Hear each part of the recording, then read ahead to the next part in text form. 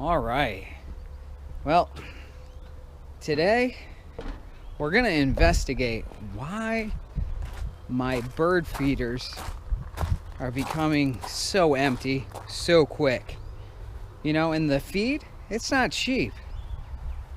So let's figure out what is happening here.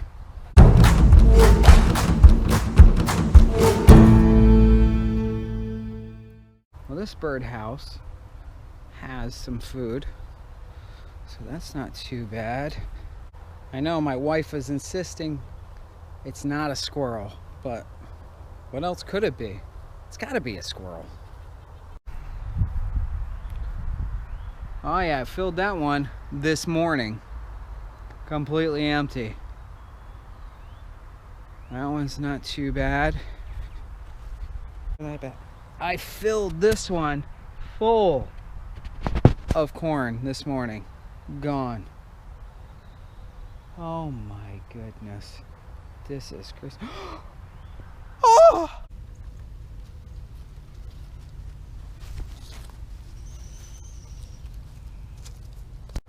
This is crazy.